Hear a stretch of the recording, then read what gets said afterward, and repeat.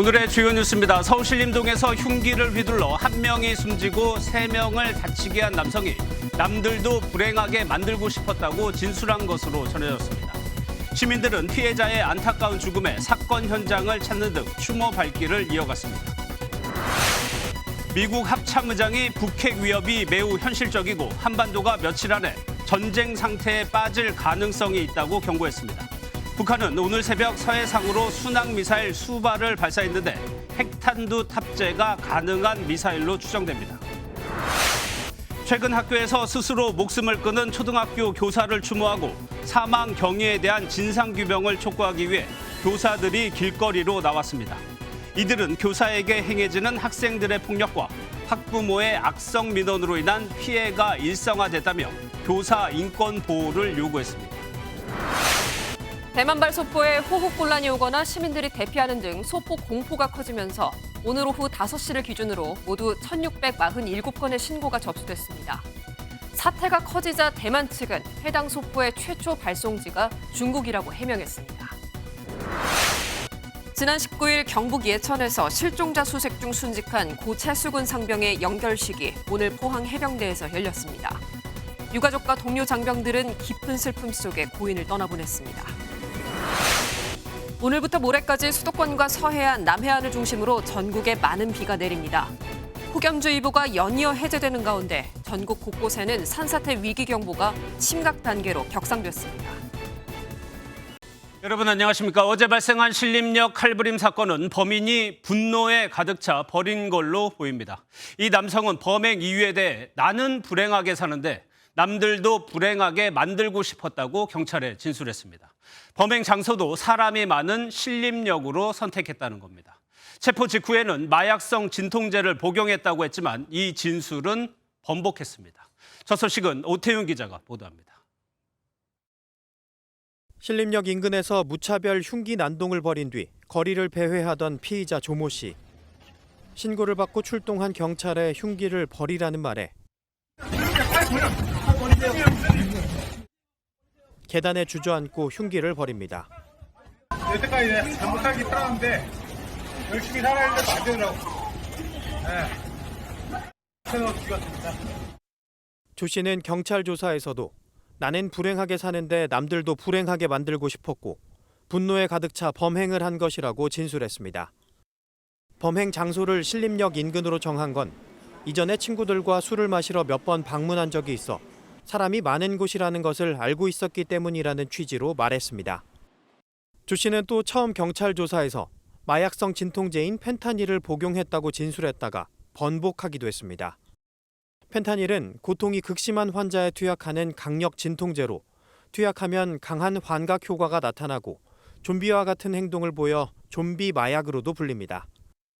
하지만 간이 시약 검사로는 음성이 나왔고 경찰은 국립과학수사연구원에 정밀 검사를 의뢰했습니다. 경찰은 구체적인 범행 동기와 경위 등을 조사한 뒤 오늘 중으로 구속영장을 신청할 예정입니다. MBN 뉴스 오태윤입니다. 대낮에 서울 한복판에서 벌어진 어제 사건은 충격이 컸습니다. 사건 현장에는 숨진 남성을 추모하는 시민들의 발걸음이 아침부터 이어졌습니다. 특별한 이유도 없이 모르는 사람에게 목숨을 잇는 이런 일이 다시는 일어나지 않기를 바랄 뿐입니다. 이어서 이혁재 기자입니다. 신림동 칼부림이 발생한 장소 인근에 시민들이 모여 있고 꽃들이 가지런히 놓여 있습니다. 안타깝게 숨진 20대 피해자를 추모하려는 시민들의 발길이 이어진 겁니다. 다음 날 무더운 날씨지만 시민들의 추모 행렬은 계속됐습니다. 휴가를 나온 군인, 신림동에 살고 있는 시민도 현장을 찾았습니다. 저는 집 근처라서 제가 자주 출퇴근을 지하철역에서 다니던 길이기도 하고 마음은 매우 안타깝고 착잡합니다. 묻지마 살인 같은 이런 범죄들이 빨리 없어졌으면 좋겠고. 많은 시민들이 피해자를 추모하기 위해 사건 장소 인근에 이처럼 꽃과 추모글을 남겨두었습니다. 고인의 명복을 비는 추모글에는 가해자를 엄중히 처벌해달라는 글귀도 보입니다. 범행이 벌어진 골목의 상인들도 놀란 가슴을 쓸어내리고 애도의 마음을 전했습니다. 나보고 오늘 자꾸 잊으라고 하더라고요. 막 살아요. 지금 이러니까 마음이 안 좋고 심정이 안 좋지. 누구나 피해자가 될 수 있었던 충격적인 범죄에 놀란 시민들이 내일처럼 안타까워하면서 추모 행렬은 당분간 이어질 것으로 보입니다. MBN 뉴스 이혁재입니다. 앞서 보신 내용이 지금까지 파악된 사건 경위입니다. 이해가 안 되는 대목이 많습니다. 사회부 서남빛 기자와 좀 더 짚어보도록 하겠습니다. 어서 오세요. 예. 이 남성이요, 남을 불행하게 하고 싶어서 살인을 했다고 하는데 이 말을 고지고대로 들어야 되는 거지. 정확한 범행 동기를 뭐라고 봐야 됩니까? 큰 틀에서 보면 묻지마 범죄, 무차별 범죄인데요. 범죄학적으로는 이 안에서 세 가지 유형으로 나누어 볼 수 있습니다. 예. 약물 복용에 따른 범죄, 그리고 환상 또는 환청에 따른 범죄, 마지막으로 현실 불만형 범죄 이렇습니다. 이번 신림 살인 사건은 이 중에서 현실 불만형 범죄에 가까워 보입니다. 피의자 진술이 남을 불행하게 하고 싶다라고 했다는데 10여 년 전에 있었던 신정동 묻지마 살인 사건을 연상케도 합니다. 당시 피의자는 놀이터에 앉아 있는데 맞은편에서 가족들의 웃음소리가 들려서 순간 화가 치밀어 올랐다고 범행 동기를 밝힌 바 있는데요. 이번 사건도 현실에 불만을 품고 저지른 범죄로 봐야겠습니다. 예. 범행 당시에는 분노에 가득 차 있다고 하는데 실제로 범행 이후에 체포될 때는 네. 거의 저항이 없었어요. 이건 맞습니다. 왜 그렇다고 봐야 돼요? 체포 당시에 경찰이 흉기를 내려놓으라고 하니까 흉기를 순순히 내려놓고 별다른 저항 없이 체포가 됐었습니다. 예. 피의자가 체포될 때 한 말을 들어보면요. 열심히 살았는데도 안 되더라. 이런 말이 있습니다. 세상으로부터 받은 좌절감과 거부감이 살인으로 이어진 건데요. 범죄 심리학자들에 따르면 범죄 행위를 한 후에는 충분히 사회에 대해 응징을 했다라고 생각을 하고 체포될 땐 자포자기 상태였을 것이라고 분석을 합니다. 예. 문제는 이런 식의 무차별 범죄가 모방 범죄로 이어질 가능성이 있는데 이 부분 우려되는 부분입니다. 그렇죠. 예. 이번 범죄 또 하나의 특징이요. 대개 신체적으로 약자인 여성을 되게 공격을 하는 범죄가 많았는데 이번에는 남성만 공격을 했어요. 이건 또 어떤 이유가 있나요? 맞습니다. 실제로 남성들만 노렸는지 이 부분에 대해서는 경찰에서 추가 조사를 통해서 밝혀내야지 확인이 예. 될 수 있는 부분입니다. CCTV 영상을 보면요. 남녀 커플을 지나치고 나서 바로 뒤돌아서서 남성을 공격하는 장면도 나오는데요. 이 장면을 놓고 보면 남성을 노렸다라고도 볼 수 있습니다. 하지만 마치 미국의 총기 난사 사건처럼 자신이 마주치는 행인들을 단순히 순차적으로 무차별적으로 공격했을 가능성도 있습니다. 예. 성 기자, 지금으로서는 묻지마 범죄로 봐야 될 것 같은데 최근에 좀 빈번하게 일어나는 것 같아요. 네, 맞습니다. 과외 앱을 통해서 알게 된 또래를 살해했던 정유정 사건 기억하실 겁니다. 예. 불과 2달 전 일이거든요. 같은 주거단지에서 무차별 폭행을 하는 사건들도 잇따라 일어나고 있고요. 정유정 같은 경우는 평소에 살인 충동을 느껴 범행을 해보고 싶었다라고 말하는 등 이번 신림 살인 사건처럼 분노성 범죄였습니다. 양극화, 그러니까 생활의 격차가 더 커지고 사회적 취약층에 있는 사람들의 좌절감이 더욱 커지면서 이런 분노성 범죄 또한 늘고 있다고 봐야겠습니다. 모든 탓은 외부로 귀인하게 되는 내부 귀인이 되는 것이고 이 상대방 피해자는 단순한 물건에 불과하게 됩니다. 바꿔 얘기하면 무차별적인 공격 행위가 가능하게 되는 것이죠. 또 하나 우려되는 부분이요. 지금 잔인한 살해 장면이 SNS나 인터넷에 그대로 지금 돌아다니고 있다는 점이거든요. 네, 맞습니다. 그 살해 장면이 담긴 동영상 온라인상에서 아무런 제재 없이 무분별하게 유포가 되고 있습니다. 영상을 본 분들은 충격을 감추지 못할 정도로 잔인한 장면들이 담겨 있는데요. 전문가들은 무분별하게 퍼지는 영상을 심약자나 미성년자가 보면 트라우마가 더 심하게 올 수 있는 만큼 주변에 공유하는 일을 삼가야 한다고 지적을 합니다. 현행법상으로는 성범죄의 경우 동영상 유포가 처벌이 되는데 잔혹한 영상을 유포했을 때 처벌 수위가 그다지 높지 않다는 점이 악용되고 있는 건데요. 특히 청소년에게 매우 악영향을 줄 수 있는 만큼 범죄 영상을 유포해서는 안 되겠습니다. 그렇죠. 예. 여기까지 듣도록 하겠습니다. 사회부 서남빛 기자였습니다. 북핵을 두고 한반도의 긴장감이 높아지는 가운데 미국 합참의장의 인터뷰 내용이 전해졌습니다. 한반도는 며칠 안에 전쟁에 빠질 수 있다고 경고하면서 김정은 위원장에 대해선 예측 불가능한 지도자라고 말했습니다. 먼저 서영수 기자입니다.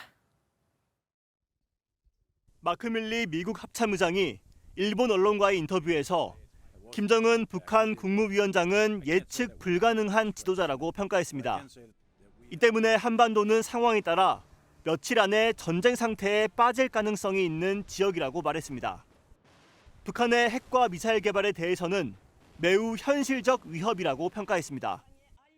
특히 북한의 대륙간 탄도미사일이 미국 본토까지 사정권에 두고 있다며 경계심을 드러냈는데 한미일 3국이 공동대처 선택지를 가지고 있다고 설명했습니다. I personally think developing those systems on the East Coast would be helpful and it would further enhance the protection of the United States. 블링컨 미 국무장관도 계속되는 북한의 무력 도발에 대해 한미일 공조를 강조했습니다. The partnership, the alliance that we have with Japan and with South Korea has grown even stronger, even deeper.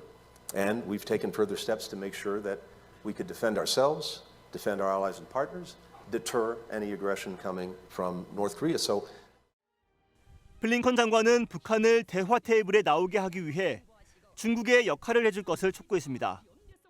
MBN 뉴스 서영수입니다. 미국의 경고에도 북한은 오늘 새벽 또 미사일을 여러 발 발사했습니다. 이번엔 핵무기 탑재가 가능하다고 주장하는 순항 미사일입니다. 먼저 신재우 기자의 기사를 전해드리고요. 순항 미사일이 무엇인지 또 발사 의도까지 뉴스 추적으로 이어갑니다. 합동참모본부는 오늘 새벽 4시쯤 북한이 서해상으로 발사한 순항미사일 여러 발을 포착했다고 밝혔습니다. 지난 19일 동해상으로 단거리 탄도미사일 2발을 발사한 지 사흘 만에 또 미사일 도발을 한 겁니다. 세부 재원은 한미 정보당국이 분석 중입니다. 오늘 발사한 순항미사일은 북한이 전술핵 탑재가 가능하다고 주장하는 화살로 추정됩니다. 지난 3월 북한은 전술 핵탄두를 실을 수 있다는 전략 순항미사일 화살 1형과 화살 2형을 쏜 적이 있습니다. 이번 도발은 미국 전략핵 잠수함 켄터키함 부상기항과 한미 핵협의체 NCG 출범 회의에 대한 반발로 풀이됩니다. 화성 18 ICBM 발사 이후에 사실은 새롭게 내놓을 수 있는 게 없기 때문에 이후에 단거리 탄도미사일을 발사한다거나 순항미사일을 발사한다거나 우리 군은 한미 간 긴밀한 공조태세를 유지한 채 북한의 추가 징후를 주시하고 있다고 밝혔습니다. MBN 뉴스 신재우입니다. 북한과 미국이 핵 공격이 가능한 자산들을 한반도에 계속 선보이고 있습니다. 정치부 김태희 기자 나와 있습니다. 어서 오세요. 예. 북한이 3일 전에 쏜 건 탄도미사일, 오늘은 순항미사일이에요. 둘 다 위협적이긴 하지만 어떤 차이가 있는 겁니까? 네, 맞습니다. 일단 순항미사일은 속도는 느리지만 목표물을 매우 정밀하고 또 은밀하게 타격할 수 있습니다. 비행기와 비슷한 속도로 가기 때문에 탐지할 수 있다면 요격이 가능하지만 저공 비행을 해서 레이더가 잡아내기 어렵습니다. 반면 탄도미사일은 규모가 훨씬 크고 굉장히 빠르고 일정 궤도를 따라갑니다. 정리하면 순항미사일은 탄도미사일보다 낮은 고도에서 비행하고 비행 방향을 바꿀 수 있기 때문에 탐지가 까다로워 정확한 분석 결과가 나오는데도 시간이 걸립니다. 예. 북한은 여기다가 핵탄두를 탑재할 수 있다고 주장을 하고 있는 거고요. 북한이 지속적으로 순항미사일을 발사해 왔어요. 네, 맞습니다. 이번이 처음이 아닙니다. 북한 지난 3월 함경남도 함흥시 흥남구역에서 동해상으로 순항미사일 4발을 쏘아 올렸는데요. 각각 1,500km와 1,800km를 비행했습니다. 북한은 순항미사일 앞에 전략이란 글자를 붙여 전략 순항미사일이라고 하는데 여기에 주목해야 합니다. 지난 3월 북한이 처음으로 공개한 화산 31형과 같은 전술핵 탄두를 탑재할 수 있기 때문입니다. 북한은 실제 전략 순항미사일을 발사하면서 핵 기폭장치 모의 실험을 했다고 밝히기도 했습니다. 설정 고도 600m에서의 공중 폭발 타격 방식을 적용하면서 핵 폭발 조종 장치들과 기폭 장치들의 동작 믿음성을 다시 한번 검증했습니다. 미사일 자체로 보면 불과 3일 만에 다시 쏜 거예요. 북한의 의도를 뭐라고 봐야 됩니까? 네, 일단 진화하고 있는 한미 확장 억제에 반발하는 차원으로 풀이됩니다. 강순남 북한 국방상이 미국 전략 핵 잠수함이 부산에 기항한 게 북한이 정해둔 핵무기 사용 조건을 충족한다는 담화를 내놓기도 했는데요. 또 한미 확장 억제 협의체인 핵협의 그룹이 출범한 뒤에는 김여정 노동당 부부장이 이를 비판하는 담화를 발표하기도 했습니다. 전문가 의견 들어보시죠. 한국과 미국이 강화하는 확장 억제에 자신들이 충분히 대응할 수 있다라는 능력을 보여줌으로써 다시 한번 이 주도권을 가져가는 그런 이 행동을 하고 있습니다. 미국 합참의장의 발언도 한번 보겠습니다. 전쟁이라는 단어를 언급했어요. 네, 맞습니다. 미국 합참 입장에서는 최악의 상황을 가정해야 하기 때문에 그 위협에 대비하기 위해서 그만큼 위험하다 이렇게 말했을 것으로 관측이 되는데요. 다만 미국이 인도 태평양 지역에서 무력 충돌의 가능성이 높은 지역으로 한반도를 꼽은 적은 있지만 이 전쟁이란 단어를 직접적으로 표현했다는 건 강력한 메시지라고 볼 수 있습니다. 한미일이 그만큼 북한에 대한 억제력을 강화하겠다는 의도로 전쟁이란 단어를 꺼냈다는 관측도 나옵니다. 예, 북한이 3일 만에 도발을 했어요. 추가 도발 가능성도 있을까요? 네, 가능성 있습니다. 일단 당장 다음 주 27일이 북한이 가장 중요하게 생각하는 그런 전승절입니다. 이를 계기로 대규모 열병식과 추가 도발이 이어질 수 있는데요. 또 앞으로 잦은 미국의 전략자산 배치, 당장 8월에 예정된 한미 연합훈련 등을 빌미로 도발할 수 있는 가능성도 배제할 수 없습니다. 알겠습니다. 잘 들었습니다. 지금까지 김태희 기자였습니다. 다음 소식입니다. 대통령 관저 이전 과정에서 역술인 천공이 아닌 풍수 전문가 백재권 교수가 답사한 것으로 확인되면서 정치권에선 다시 거친 설전이 벌어지고 있습니다. 여야의 공방 내용 유호정 기자가 전해드립니다.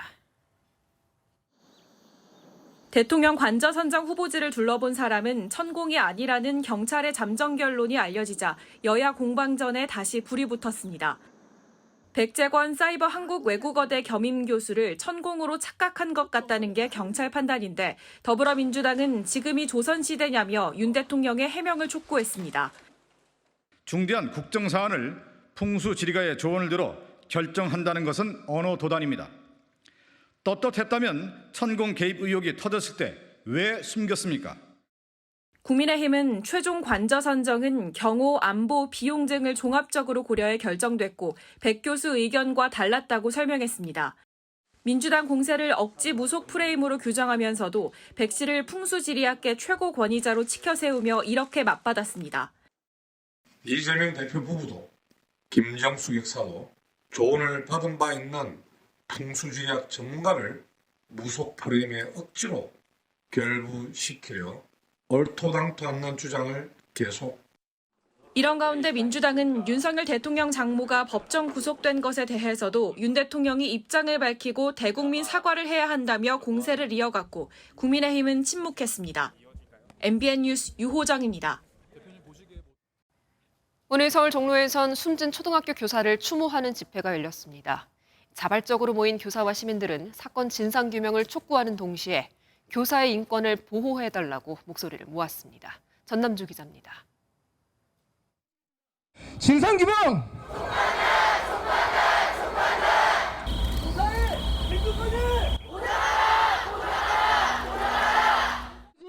서울 서초구의 초등학교에서 한 교사가 숨진 사건을 계기로 진상규명과 교권 확립 대책을 촉구하는 집회가 열렸습니다.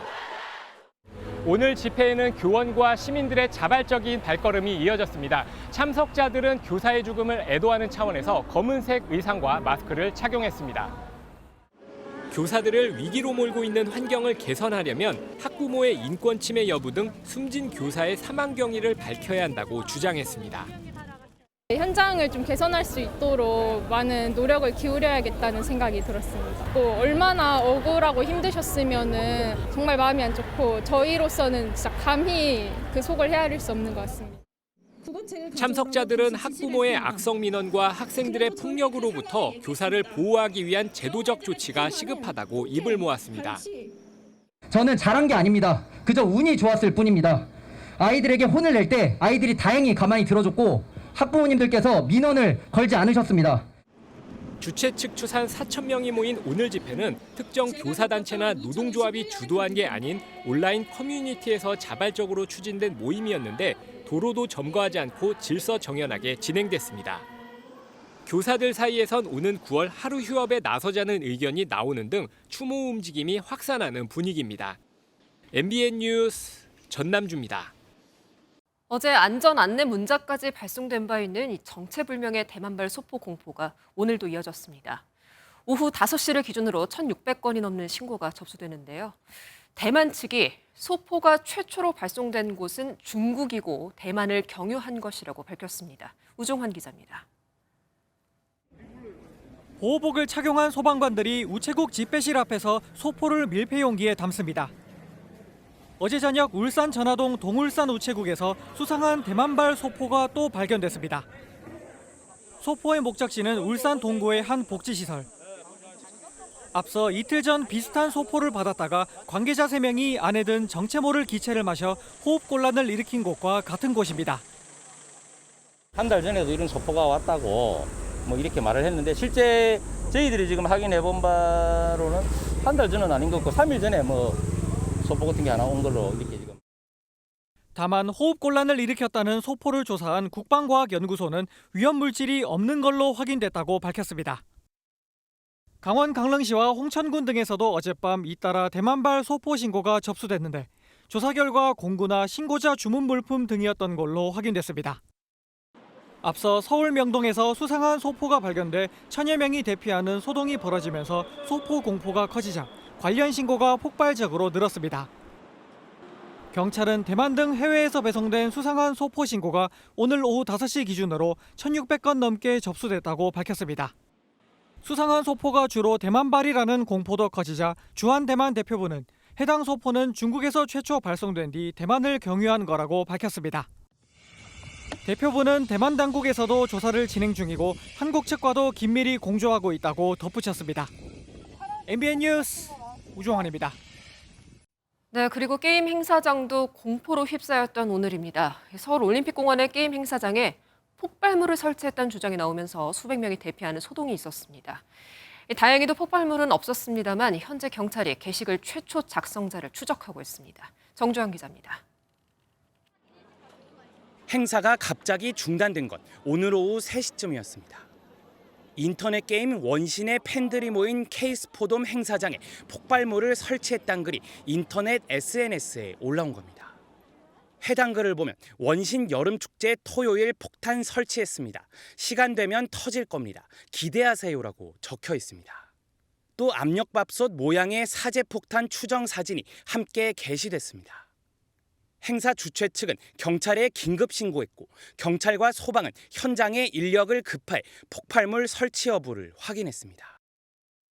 경찰 특공대까지 출동했지만 테러 예고는 허위로 판명났고 행사는 2시간 만에 재개됐습니다.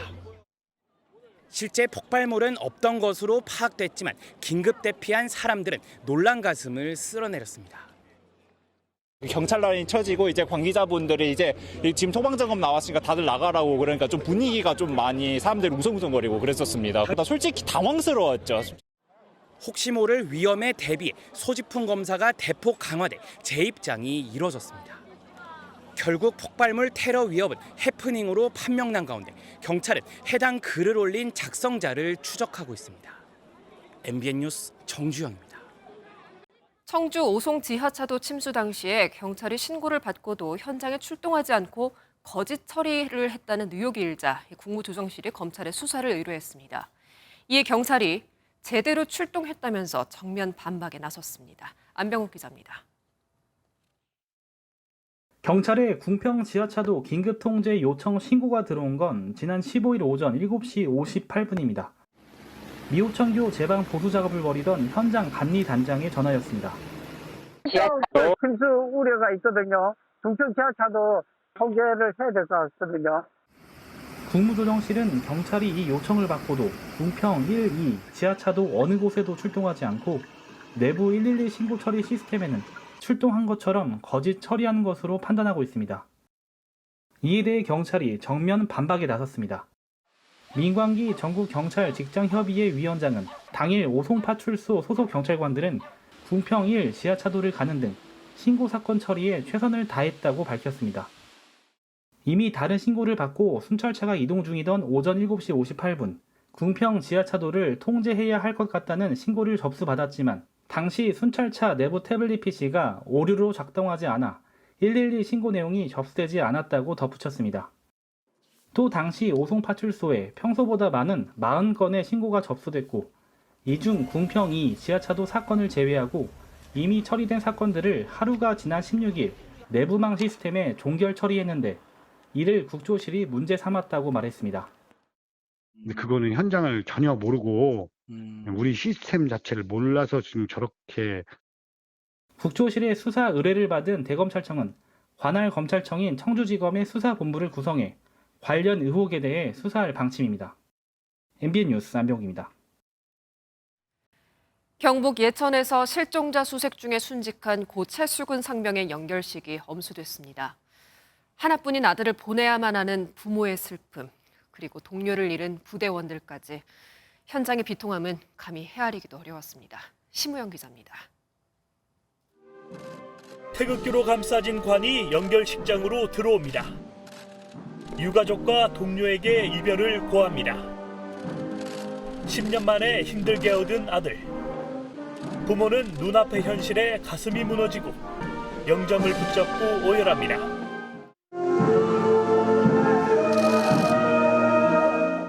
평소 살뜰히 챙기던 손자이기에 할머니는 최상병의 죽음이 믿기지 않습니다. 고인과 함께 한솥밥을 먹으며 고된 훈련을 이겨냈던 동기도 참았던 눈물을 쏟아내고 너는 내가 봤던 그 누구보다 진정한 군인이었고 너가 60살까지 계획했던 꿈들 그곳에선 편하게 쉬면서 이루길 기도할게. 부디 편히 쉴 수 있길 바래. 어머니는 아들의 동기를 자식처럼 안으며 서로 위로합니다. 슬픔에 빠진 최상병의 어머니를 대신해 고모가 감사 인사를 전합니다. 국민 여러분들의 마음을 잊지 않고 가슴 깊이 간직하겠습니다. 유가족을 다독여 주신 귀한 말씀들을 기억하며 어떻게든 힘을 내서 살아가 보겠습니다. 이제 마지막 가는 길. 어머니는 관을 부여잡고 그만 쓰러졌습니다.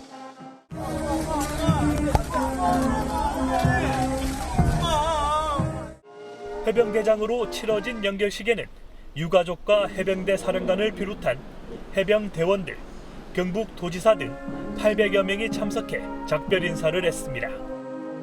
해병대는 최상병을 일병에서 한 계급 진급시켰고 순직과 함께 변 계급에서 가장 높은 훈장인 광복장을 수여했습니다. 유족의 뜻에 따라 최상병은 국립대전현충원에서 영면에 들었습니다. MBN 뉴스 심우영입니다. 잠시 주춤했던 비가 오늘부터 모레까지 수도권과 서해안, 남해안에 다시 내립니다. 최대 180mm 이상 많은 비가 오는 곳도 있습니다. 산사태 위기 경보도 심각 단계로 격상되면서 다시 한번 대비를 해야 할 것 같습니다. 이동훈 기자가 보도합니다. 폭염이 물러가면서 모레까지 전국에 많은 비가 또 올 예정입니다. 특히 수도권과 서해안, 남해안을 중심으로 빗방울이 떨어집니다. 경기 북부 지역은 모레까지 최대 180mm 이상의 많은 비가 집중됩니다. 전남 남해안 쪽도 150mm 이상 내릴 것으로 예보됐습니다. 현재 남쪽에서는 고온의 공기가 유입되고 있는 가운데 서쪽으로부터 저기압이 접근하며 우리나라 수도권과 중부지방을 중심으로 시간당 30에서 60mm의 매우 강한 비가 내릴 것으로 예상됩니다. 남북으로 긴 비구름대가 만들어지면서 강한 비가 옵니다. 지역별로 집중호우 시간대가 다른데 수도권은 오늘 저녁부터 내일 오전까지, 충청과 대전, 세종 등은 내일 오전까지, 영남은 내일 오후 등입니다. 오는 28일 정도까지 장맛비는 이어질 전망입니다. 전국 곳곳에 산사태 위기 경보도 심각 단계로 격상됐습니다. 심각 단계가 발령된 곳은 서울과 인천, 경기, 충남 전북, 전남 경북 강원 등 8곳입니다. 어제 발생한 제5호 태풍 독수리는 타이완을 거쳐 중국 내륙으로 이동하다 소멸할 것으로 보입니다. MBN 뉴스 이동훈입니다. 인공지능인 AI 기술이 빠르게 발전하면서 이를 이용한 가짜 뉴스도 늘고 있죠.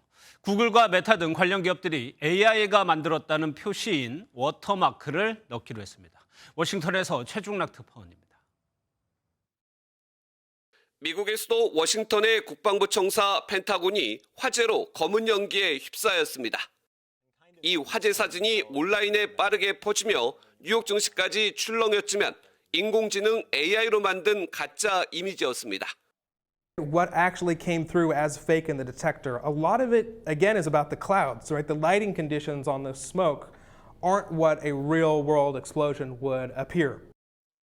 특히 내년 11월 미국 대선 때 딥페이크 등 AI 기술을 활용한 정보 조작이나 가짜 뉴스가 극성을 부릴 것이라는 우려도 커졌습니다.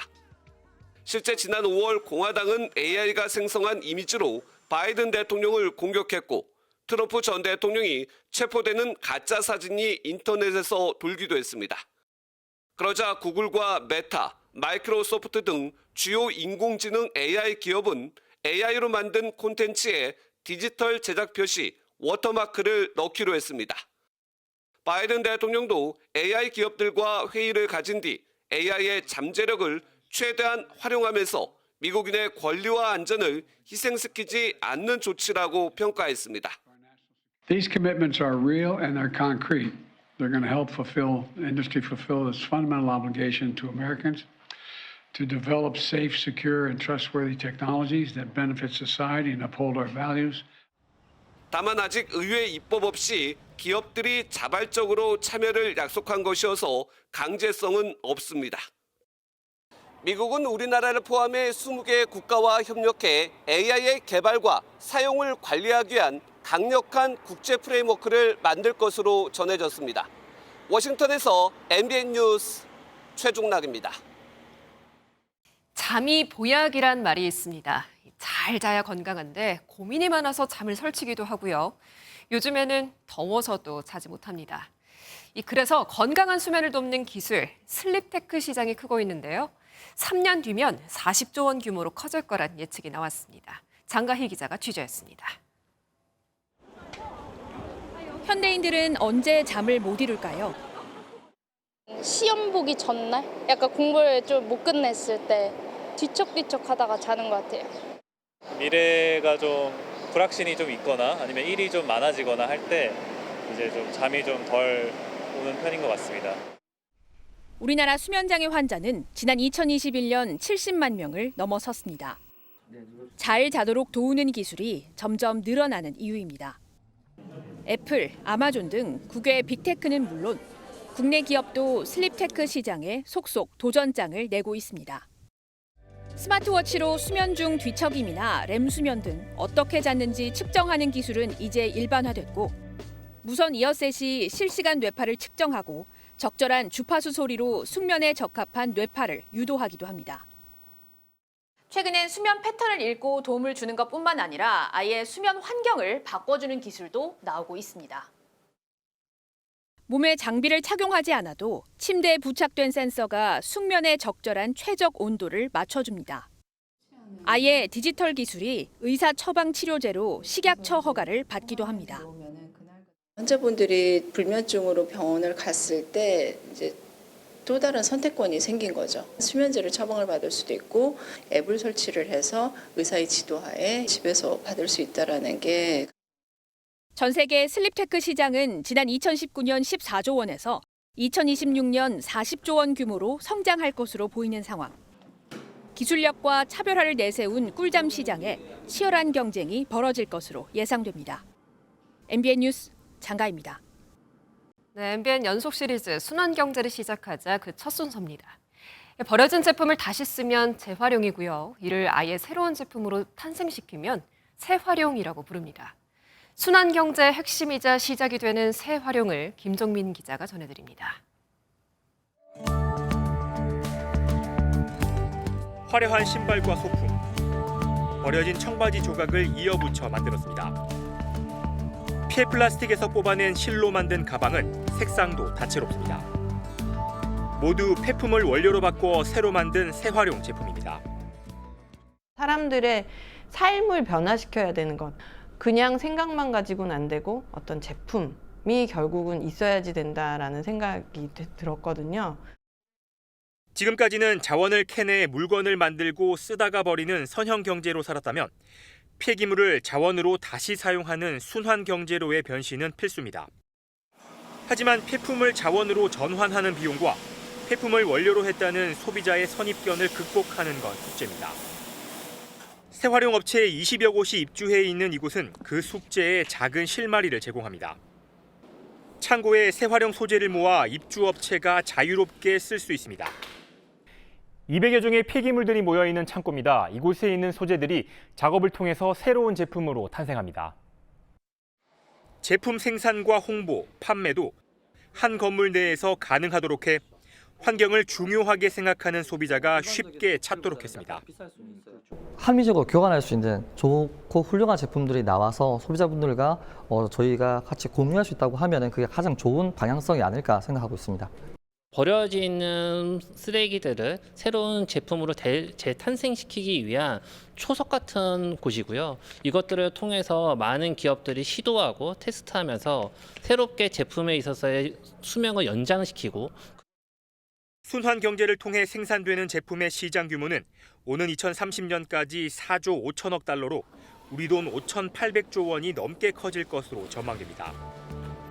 재활용 제품 확대를 위한 생태계 구성에 지금이라도 정부와 지자체가 팔을 걷어붙여야 할 이유입니다. MBN 뉴스 김종민입니다.